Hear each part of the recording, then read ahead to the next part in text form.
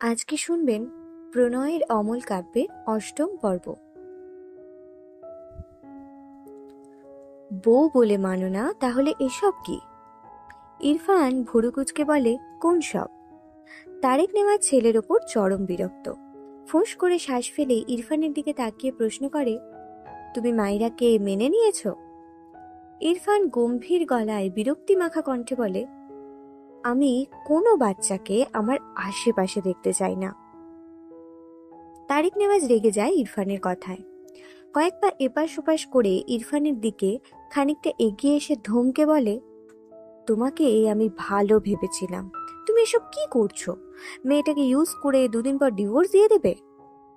ইরফান রেগে বলে, এখানে ডিভোর্সের কথা আসছে কোথা থেকে? তো আসবে না? তুমি তো মানছো না তাকে। রাত ভোর বাচ্চা মেয়েটাকে এভাবে ইউজ করতে একটুও বাধলো না তোমার? ইরফান অদ্ভুতভাবে তার বাবার দিকে চেয়ে আছে। কিসের ইউজ করার কথা বলছে? তাকে কি চরিত্রহীন ভাবছে কোনোভাবে?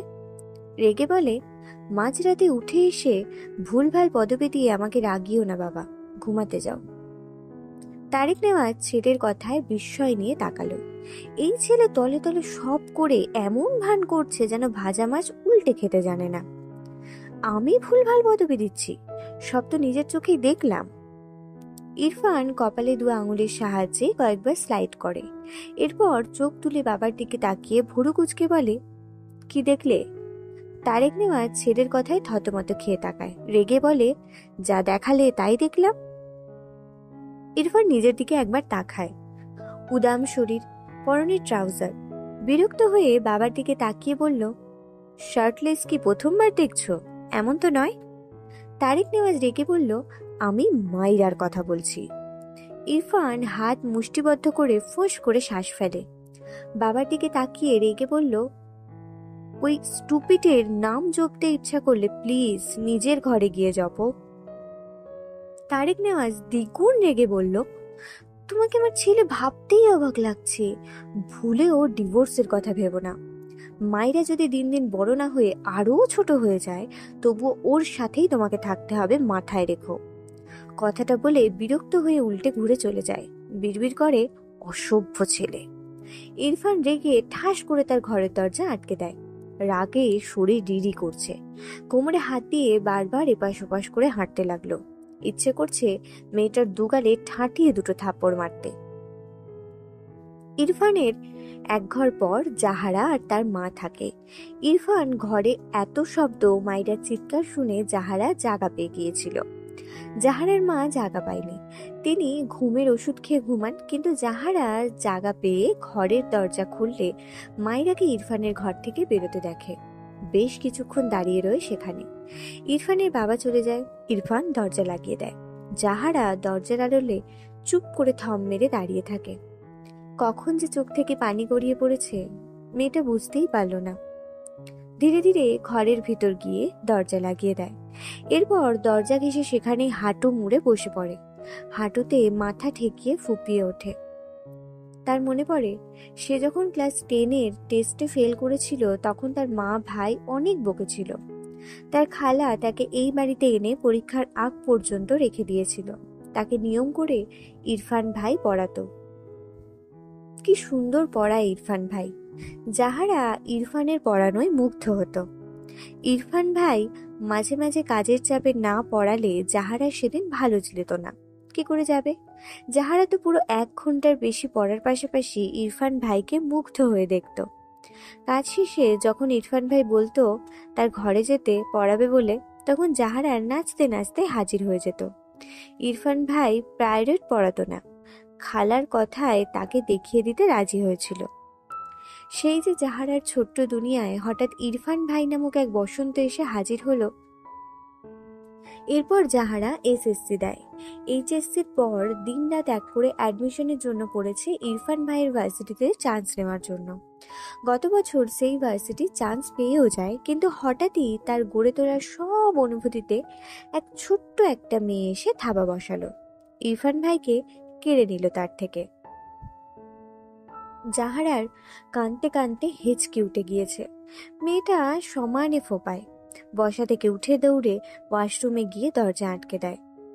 তার বড্ড কষ্ট হয় ইরফান ভাইয়ের পাশে অন্য কাউকে দেখলে।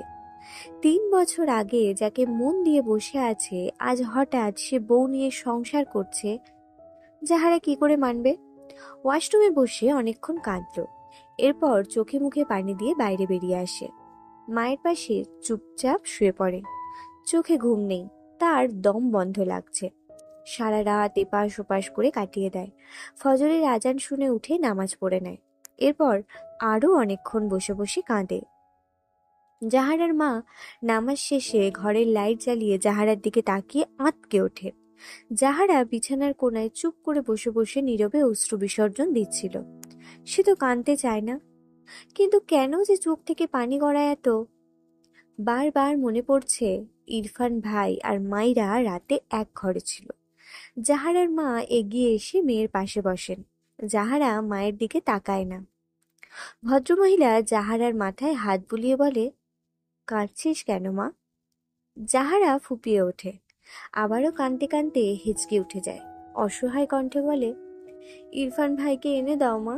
তুমি আর খালামণি যে বললে ইরফান ভাই আমাকে ভালোবাসবে, তোমাদের কথা তো মিলল না মা। জাহারার মা কি বলবেন বুঝলেন না। দীর্ঘশ্বাস ফেলে বলে, ইরফান তো বিয়েটা মেনে নেয়নি, একটু ধৈর্য ধর। যাহারা হঠাৎই রাগে কাঁদতে কাঁদতে চিৎকার করে বলে, ওরা একসাথে থাকতে শুরু করেছে, আমাকে আর কত ধৈর্য ধরতে বলো? আমি কিন্তু ইরফান ভাইয়ের পাশে কাউকে মানবো না, ওই মেয়েকে ছাড়বো না আমি। জাহারার মা মেয়ের দিকে অবাক হয়ে তাকালেন। মেয়েটা ইরফানকে পছন্দ করত, কিন্তু এতটা পজিটিভ তিনি বোঝেননি। জাহারাকে কিছু বলল না, চুপ করে পাশ থেকে উঠে ঘর থেকে বেরিয়ে যায়। রুমা নেওয়াজের ঘরে গিয়ে দেখেন তারেক নেওয়াজ আছে। তিনি তার বোন রুমা নেওয়াজকে ডাকলে তিনি ভেতর থেকে আসছি বললে জাহারার মা আবারও তার ঘরে চলে আসে। ওদিকে রুমা নেওয়াজ বোনের ডাকে উপরে আসে। আপা, তুমি যে আমার মেয়েটাকে তোমার ছেলের জন্য নিতে চেয়েছিলে, ভুলে গিয়েছ? রুমা নেওয়াজ দীর্ঘশ্বাস ফেলে বলেন, তোর দুলে ভাই তো শুনলো না আমার কথা, কি করব বল? বিয়ে যেহেতু হয়েই গিয়েছে, এখন তো কিছু করার নেই। বিয়ে না হলে আমি জাহারাকে আমার ঘরের ছেলের বউ করে নিয়ে আসতাম। জাহারার মা মেয়ের দিকে তাকায় একবার। মেয়েটা কেঁপে কেঁপে উঠছে। তিনি তার বোনের হাত দুটো আগলে বলেন, আপা, আমি জানি তুমি আমাকে সেভাবে কথা দাওনি, আমি বেশি আশা করেছিলাম, কিন্তু আমার মেয়েটার দিকে একবার দেখো। বোনের কথায় রুমা নেওয়াজ ভুরু কুচকে জাহারার দিকে তাকায়। এগিয়ে এসে জাহারার পাশে বসে জাহারার মাথা টেনে তোলে। জাহারা খালাকে দেখে খালার বুকে পড়ে কাঁদতে লাগে।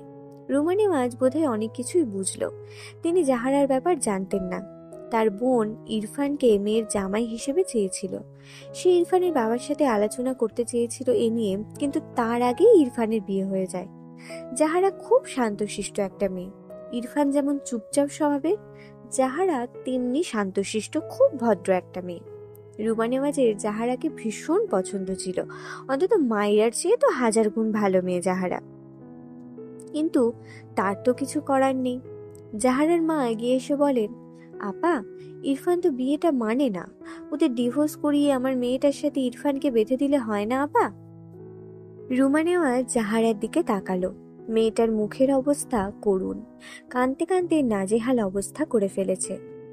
হাত বাড়িয়ে জাহারার চোখের পানি মুছিয়ে দিয়ে বলেন, কান্না করিস না মা, আমি দেখছি, কান্না থামা। জাহারা তার খালামণিকে আঁকড়ে শুধু ফোঁপায়, কিচ্ছু বলে না। ইরফান সকাল সকাল ঘর থেকে বেরিয়ে তার দরজার সামনে জাহারাকে দেখে ভুরু কুচকে তাকায়। জাহারা হাতে এক মগ ব্ল্যাক কফি নিয়ে দাঁড়িয়ে আছে। দ্রুত ইরফানের দিকে গিয়ে এগিয়ে দিলে ইরফান নিয়ে নেয়। সে এটা নিতেই বেরোচ্ছিল। জাহারার থেকে কফির মগ নিয়ে উল্টো ঘুরেও আবার জাহারার দিকে তাকিয়ে বলে, এই ভার্সিটি যাস না কেন? জাহারা মাথা নিচু করে আনমনে বলল, তুমি এটা খেয়াল করেছো ইরফান ভাই? ইরফান শুনতে না পেয়ে ভুরু কুচকে বলে, হোয়াট? জাহারা থতমত খেয়ে বলে, না মানে যাব। ইরফান আর কিছু না বলে ঘরের ভিতরে চলে যায়। ইরফান, জাহারাকে তোমার সাথে নিয়ে যাও, একই ভার্সিটি তো। ইরফান ভার্সিটির উদ্দেশ্যে বের হচ্ছিল। মায়ের কথায় পা থেমে যায়। হাত ঘড়িতে একবার সময় দেখে, এরপর গম্ভীর গলায় বলে, আমার কাজ আছে। জাহারা খাবার টেবিলে বসেছিল। ইরফানের কথা শুনে চোখের কোণে পানি জমে। খাওয়া থামিয়ে চুপ করে বসে থাকে। ইরফান কথাটা বলে ডাইনিং টেবিলে নজর পড়লে ভুরু কুঁচকে তাকায়। কপাল জুড়ে বিরক্তিকর আভা ফুটে ওঠে। মাইরা নুডলস কিছুটা বাচ্চাদের মতো করে মুখে নেয়। এরপর মুখের খাবার চিবোতে চিবোতে গালে হাত দিয়ে ইরফানের দিকে তাকায়। ইরফান তার দিকে তাকিয়ে আছে দেখে মাইরা দ্রুত চোখ সরিয়ে খাবার প্লেটে দৃষ্টি ফিরিয়ে আনে। এদিক ওদিক দৃষ্টি ঘুরিয়ে অসহায় মুখ করে থাকে। আবার কি তাকে থাপ্পড় দিবে নাকি? কথাটা ভাবতেই বাম হাত গালে চলে যায়। সে কিন্তু আর মার খাবে না। চোখ তুলে আর চোখে আবার তাকালো ইরফানের দিকে। ইরফানের অমন তীক্ষ্ণ দৃষ্টি দেখে চোখ নামিয়ে হাতের কাঁটা চামচের দিকে তাকিয়ে বিড়বিড় করে, ইচ্ছে করে হুতুম পেঁচার চোখ কানা করে দিই। ইরফান মাইরার দিকে তাকিয়ে বিড়বিড় করে, ইডিয়েট। এরপর গটগট পায়ে চলে যায়। ইরফান চলে গেলে মাইরা স্বস্তির নিঃশ্বাস ফেলে। তার উল্টো পাশে বসা জাহারার দিকে তাকিয়ে হেসে বলে, আপু, তোমাকে নিয়ে যায়নি বলে মন খারাপ করো না। বাবাকে বললেই নিয়ে যাবে। জানোই তো এই লোকটা কেমন খাটাস। পিছন থেকে রুমা নেওয়াজ গম্ভীর গলায় বলে, কে খাটাস? মাইরা অসহায় মুখ করে তাকায়। তার শাশুড়ি কোথা থেকে চলে আসে? নিজের ছেলের নামে সত্য কথা তো নিতেই পারে না। আমতা আমতা করে বলে, আমি আমি আমি রুমা নেওয়াজ মাইরার দিকে মনোযোগ দিল না। জাহারার পাশের চেয়ারে বসে বলে, নিজেকে একটু শক্ত কর মা। জাহারা মাথা নিচু করে থাকে। মাইরা ভুরু কুঁচকে চেয়ে আছে জাহারার দিকে। মেয়েটার মন খারাপ মনে হয়, কিন্তু কেন? মাইরা মৃদু হেসে বলে, আপু, আমি আজ ইনায়া আপুর কলেজে যাব। বাবা বলেছে নিয়ে যাবে। তুমিও যাবে? তাহলে দেখবে মন ভালো হয়ে যাবে।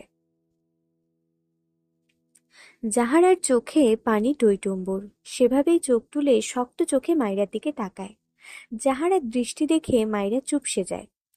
ঢোক গিলে বলে, তুমি কি আমার ওপর কোনো কারণে রেগে আছো আপু? তাহলে সরি। জাহারা আধ খাওয়া খাবার রেখে উঠে দাঁড়ায়। কোনোদিকে না তাকিয়ে তার ঘরের দিকে যেতে থাকে। রুমা নেওয়াজ পিছু ডাকে, খাবারটুকু শেষ করে যেতে বলে। জাহারা ঘরের দিকে যেতে যেতে ভাঙা গলায় বলে, খালামণি, জোর করো না প্লিজ, ভালো লাগছে না। রুমা নেওয়াজ দীর্ঘশ্বাস ফেলেন। মাইরা কিছুই বুঝল না, বোকা চোখে দেখল শুধু। রুমা নেওয়াজ মায়েরার দিকে বেশ কিছুক্ষণ চেয়ে রইল। সবকিছু কেমন যেন খাপছাড়া লাগছে তার। ভাবনার মাঝেই জাহারা রেডি হয়ে ব্যাগ হাতে নিচে নেমে আসে। রুমা নেওয়াজ জাহারাকে দেখিয়ে এগিয়ে গিয়ে বলেন, জাহারা মা, এভাবে চলে যাচ্ছিস কেন? জাহারা পেছনে দাঁড়িয়ে বলে, খালামণি, দেখো তোর কি হয়েছে। আমাকে টেনে আনলো, বলে ওকে এক্ষুনি বাসায় রেখে আসতে হবে। রুমা নেওয়াজ জাহারার মাথায় হাত বুলিয়ে বলল, এমন করিস না মা, আর কয়েকটা দিন থেকে যা। জাহারা বাঁ হাতে চোখ মুছে ভাইয়ের হাত ধরে বলে, আমি আর এখানে থাকতে পারবো না খালামণি, জোর করো না। ইনায়া তার ঘর থেকে বেরিয়ে এসে জাহারাকে দেখে অবাক হয়ে বলে, আপু, তোমরা যে এবার 7 দিন থাকবে বললে, প্লিজ আপু থেকে যাও। জাহারা বিরক্ত হয়ে ইনায়ের দিকে তাকিয়ে বলে, আমাকে দিয়ে কি করবি? ভাবি তো পেয়ে গিয়েছিস, আমাকে দিয়ে কি এখন? ইনায়া অবাক হয়ে তাকালো জাহারার দিকে। জাহারা এমন ভাবে কথা বলছে কেন? জাহিদ জাহারার মাথায় টোকা দিয়ে বলে, এভাবে কথা বলছিস কেন? ইনায়া তো ভালোবেসে বলছে। জাহারা কিছুই বলল না, একা একাই বেরিয়ে যেতে লাগলো। রুমা নেওয়াজ জোর করে জাহারার হাত থেকে ব্যাগ ছাড়িয়ে নিয়ে বলল, আমার কথা শুনবি না তুই? আমি তোর কেউ নই? জাহারা মাথা নিচু করে আছে, চোখের কোণে পানি। জাহিদ তার বোনের ব্যাপার বুঝল না। খালামণি যেহেতু একে আটকেছে, আজ আর যেতে হবে না। রুমা নেওয়াজ জাহারাকে নিয়ে তার ঘরের দিকে যান। জাহিদ পাশ কাটিয়ে মাইরার পাশের চেয়ারে গিয়ে বসে বলে, হাই কিউটি পাই। মাইরা খাবার খাওয়া রেখে জাহারাদের কাহিনী দেখছিল। পাশ থেকে জাহিদের কথা শুনে মৃদু হেসে বলে, আমার নাম মাইরা। জাহিদ হেসে বলে, তুমি ভীষণ কিউট, তাই এই নাম দিয়েছি, বুঝলে? মাইরা কিছুই বলল না। জাহিদ আবারও বলে, নুডলস তোমার এত ফেভারিট, এতগুলো খেতে পারবে? মাইরা হেসে বলল, আমার সবই ফেভারিট, শুধু করলাটা একটু বেশি।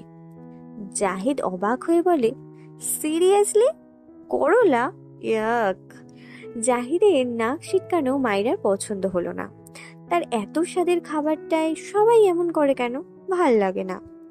দরজা থেকে ইরফানের গম্ভীর স্বরে শক্ত কণ্ঠ ভেসে আসে, জাহিদ। মাইরা, জাহিদ, ইনায়া তিনজনেই দরজার দিকে তাকায়। জাহিদ ঢোক গিলে, কাল সারাদিন কাপড় আয়রনের দোকানে কেটেছে, আজ আবার কি? মাইরা বিরক্ত হয়ে তাকিয়ে আছে ইরফানের দিকে। এই লোক তো চলে গেল, আবার কোথা থেকে উদয় হলো? জাহিদ হেসে বলে, হ্যাঁ ইরফান ভাই বলো, এসো। জাহিদ কাঁদো কাঁদো মুখ করে বলে, কোথায়? ইরফান মাইরার দিকে তীক্ষ্ণ চোখে তাকায়, মনে হচ্ছে আসবে আর টুক করে মাইরাকে গিলে খাবে। মাইরা ভীত চোখে ইরফানের দিকে চেয়ে আছে। সে কি করেছে? এই লোক এভাবে তাকিয়ে আছে কেন? মাথা নিচু করে নিজের দিকে তাকালো। এক পা ভাঁজ করে চেয়ারের ওপর উঠিয়ে আর এক পা ঝুলিয়ে বসেছে। ইরফানের দিকে তাকিয়ে পা নাবিয়ে সুন্দর মতো ভদ্রভাবে বসলো। ঠিকঠাক হয়ে বসার সময় জাহিদের গায়ের সাথে গা লাগে। মাইরা জাহিদের দিকে তাকিয়ে অপ্রস্তুত হয়ে বলে, সরি ভাইয়া। জাহিদ মৃদু হেসে বলে, ইটস ওকে কিউটি পাই। মাইরা ইরফানের দিকে তাকালে দেখলো ইরফান ক্ষোভের দৃষ্টিতে তার দিকেই চেয়ে দ্রুত পায়ে এদিকে আসছে। মাইরা ভয়ে দ্রুত চেয়ার থেকে উঠে দাঁড়ায়। তার মনে হচ্ছে ইরফান তাকে তুলে আছাড় মারতেই এদিকে আসছে। গতি দেখে তো তাই মনে হচ্ছে। মাইরা দৌড়ে জাহিদের পেছনে গিয়ে দাঁড়িয়ে বলে, আমাকে বাঁচাও কেউ। জাহিদ আর ইনায়া বুঝলো না মাইরার কাণ্ড। তার ভাই বা এভাবে আসছে কেন? ইরফান চোখের পলকে মাইরার কাছে আসে। মাইরা নিচু হয়ে টেবিলের নিচে ঢুকতে গেলে ইরফান মাইরার হাত শক্ত হাতে চেপে ধরে। মাইরা কাচুমাচু হয়ে অসহায় চোখে ইরফানের দিকে তাকায়, কাঁদো কাঁদো মুখ করে বলে, দেখুন আমি তো বলেছি আপনার চুল আর কাটবো না, ছেড়ে দিন আমায়। ইরফান রেগে বলে, আচ্ছা। মাইরার মনে পড়ে সে লাস্টে বলেছিল কেটেই ছাড়বে। ভাবনার মাঝে ইরফান মাইরাকে টেনে নিয়ে যেতে থাকে মাইরার ঘরের দিকে। মাইরা এক প্রকার দৌড়াচ্ছে, হাত ছাড়ানোর চেষ্টা করে আর বলতে থাকে, ছাড়ুন আল্লাহ গো, কোথায় নিয়ে যাচ্ছেন আমায়? লাস্ট কত তুলে নিলাম, এখন ছাড়ুন আমায়। ইনায়া জাহিদ কিছুই বুঝলো না। পেছন থেকে জাহিদ বলে, ইরফান ভাই কি করছো? ছাড়ো কিউটি পাইকে, ব্যথা পাচ্ছে তো। ইরফান সাথে সাথে উল্টো ঘুরে জ্বলন্ত চোখে জাহিদের দিকে তাকায়। জাহিদ ইরফানের অমন চাহনি দেখে আমতা আমতা করে বলে, না মানে নিয়ে যাও, মানে তোমারই তো বউ, নিয়ে যাও নিয়ে যাও। ইরফান আগের চেয়েও শক্ত হাতে মাইরার হাত চেপে মাইরার ঘরের দরজার সামনে থেকে মাইরাকে ভেতরে ধাক্কা দেয়। মাইরা কয়েক পা পিছিয়ে যায়, হাতটা উল্টে পাল্টে দেখে লাল হয়ে গিয়েছে। অপর হাতটা একটু বুলালো। ইরফান ঘরের ভেতরে সে ঠাস করে দরজা লাগিয়ে লক করে দেয়। মাইরা চোখ বড় বড় করে তাকায় ইরফানের দিকে, ভীত স্বরে কাঁপা কণ্ঠে বলে, কি করেছি আমি? বললাম তো আপনার চুল কাটবো না। ইরফান মাইরার দিকে এগিয়ে আসলে মাইরা কাচুমাচু হয়ে কয়েক পা পিছিয়ে যায়। ইরফান গম্ভীর গম্ভীর গলায় বলে, কিন্তু আমি তোমার চুল কাটবো। মাইরা চোখ বড় বড় করে বলে, না প্লিজ, আমি অনেক কষ্ট করে চুল বড় করেছি, এগুলো আমার চুল, কাটবেন না একদম, ভালো হবে না বলে দিচ্ছি। ইরফান মাইরার দিকে আরো খানিকটা এগিয়ে আসলে মাইরা ভয়ে তার দুগালে হাত দেয়, কান্না মাখা গলায় বলে, একদম মারবেন না বলে দিচ্ছি, আমার গাল সরকারি নয় বুঝছেন। ইরফান হঠাৎই মাইরার গলা থেকে ওড়নার টান দিয়ে নিয়ে নেয়। মাইরা লজ্জায় রাগে চেঁচিয়ে বলে, আরে আমার ওড়না, আমার ওড়না দিন। ইরফান গম্ভীর মুখায়বে মাইরার ওড়না ডান হাতে পেঁচিয়ে দাঁতে দাঁত চেপে বলে, যে ওড়না মাথায় থাকে না সে ওড়না তোমার লাগবে না, এভাবেই থাকো। মাইরা কেঁদে দিয়েছে প্রায়। এই লোকটা এমন কেন? তাকে বউ বলে মানে না, শুধু তার ইজ্জতে হাত দিতে আসে, বেয়াদব লোক। বিড়বিড় করে বলে মাইরা।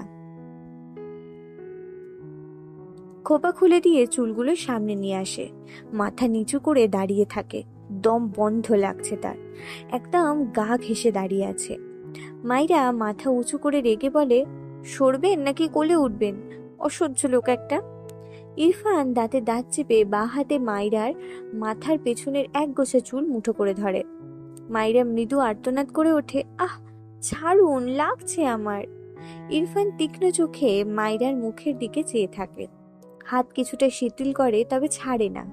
দাঁতে দাঁত পিষে ধমকের স্বরে বলে, যদি এই ঘর থেকে বেরিয়েছো, আই সোয়ার তোমার মাথার একটা চুলও থাকবে না। কথাটা বলে মৃদু ধাক্কা দেয়। মাইরা বিছানার ওপর উপুর হয়ে পড়ে যায়। ইরফান হাতের ওন্না মাইরার দিকে ছুঁড়ে মেরে গটগট পায়ে এগিয়ে এসে দরজা খুলে বাইরে বেরিয়ে ঠাস করে দরজা লাগিয়ে দেয়। মাইরা কেঁপে ওঠে। নিজের ওপর পড়ে থাকা ওড়না নিয়ে নেয় নিজেকে ঢেকে। খাওয়ার সময় হয়তো মাথা থেকে ওড়না পড়ে গিয়েছিল, বুঝতে পারেনি। আর এই লোক তাকে মানবে না, আবার স্বামীগিরি দেখাতে আসে। ভাবনা রেখে ধীর পায়ে দরজা খুলতে গেল। ওই লোকের কথা শুনে সে ঘরবন্দি হয়ে বসে থাকবে? অসহ্যকর লোক একটা। কিন্তু দরজা তো খোলে না, বুঝলো লক হয়ে গিয়েছে। এবার ওপাশ থেকে চাবি দিয়ে খুলতে হবে। রাগে দরজায় একটা লাথি দিলে নিজেই ব্যথা পেয়ে পা ধরে বসে পড়ে। এত রাগ লাগছে, তার অর্ধেক নুডলস ওখানে পড়ে আছে, পেটটাও ভরেনি। বিড়বিড় করে, এত খাবিশ মানুষ জীবনে দেখিনি। চেয়েছিলাম চুল সাইজ করবো, এখন মনে হচ্ছে একটা চুলও রাখবো না। আমাকে একটু শান্তি করে খেতেও দেয় না। খাবিশ লোক একটা, আবার তাকে ঘরবন্দি করার পায়তারা করছে। এমনিতেই গ্রামে এসে এখানে বিরক্ত লাগে, এখন ঘর থেকেই বেরোতে দেবে না। শখ কত, সে বেরোবে, 100 বার বেরোবে। ইরফান ঘর থেকে বেরিয়ে জাহিদের কাছে দাঁড়িয়ে বলে, এসো। ইনায়া আর জাহিদ দুজনেই হাঁ করে চেয়েছিল মাইরার ঘরের দরজার দিকে। ইনায়া সবচেয়ে বেশি অবাক হলো, তার ভাই করছেটা কি? সব মাথার ওপর দিয়ে যাচ্ছে। জাহিদ এসব অবাকতা রেখে চেয়ারে বসে বলে, খেয়ে নি ফার্স্ট। জাহিদ 2 মিনিটে কিছুটা নুডলস খেয়ে নেয়। সে পরিকল্পনা করেছে এই কাজ করেই সে বাড়ি থেকে চলে যাবে। কি রে বাবা, বেড়াতে এসে শুধু কাজ করতে হচ্ছে, এর চেয়ে নিজের বাড়ি গিয়ে শুয়ে ঘুম পাড়ুক, সেটাই ভালো লাগে। এরপর পানি খেয়ে ঘরের দিকে যেতে নিলে ইরফান ভুরু কুঁচকে বলে, কোথায় যাচ্ছ? জাহিদ ইনোসেন্ট ফেস বানিয়ে বলল, চেঞ্জ করে আসি। লাগবে না। জাহিদ নিজের দিকে তাকালো। ট্রাউজার পরে বাইরে যাবে? টি শার্টও কেমন যেন। অতঃপর জিজ্ঞেস করে, আজ কি কাজ করতে হবে? বাগান ক্লিন। জাহিদ চোখ বড় বড় করে বলে, কি লেবার হব আমি? ইরফান বিরক্ত হয়ে বলে, এসো, তোমাকে দেখিয়ে দিয়ে বের হব, আমার লেট হচ্ছে। ইনায়া তার ভাইয়ের দিকে চেয়ে আছে। হয়েছেটা কি ইরফানের? ইনায়া বুঝলো না। গতকাল নাকি সব প্যান্ট শার্ট জাহিদ ভাই বেচারাকে দিয়ে আয়রন করিয়ে এনেছে, আজ সোজা লেবার। জাহিদের পা ছড়িয়ে কাঁদতে ইচ্ছা করছে। বড় ভাইয়ের মুখের ওপর নাও করা যায় না। জাহিদ একটু ভেবে বলল, আমার হাতে লেবার আছে ইরফান ভাই, কল করলে 2 মিনিটে চলে আসবে, তুমি নিশ্চিন্তে যাও। ইরফান জাহিদের হাত টেনে বাইরে যেতে যেতে বলল, তোমার হাতেই বাগান ক্লিন করাতে ইচ্ছে করছে, ওরা কাজে ফাঁকি দেয়, তুমি দেবে না।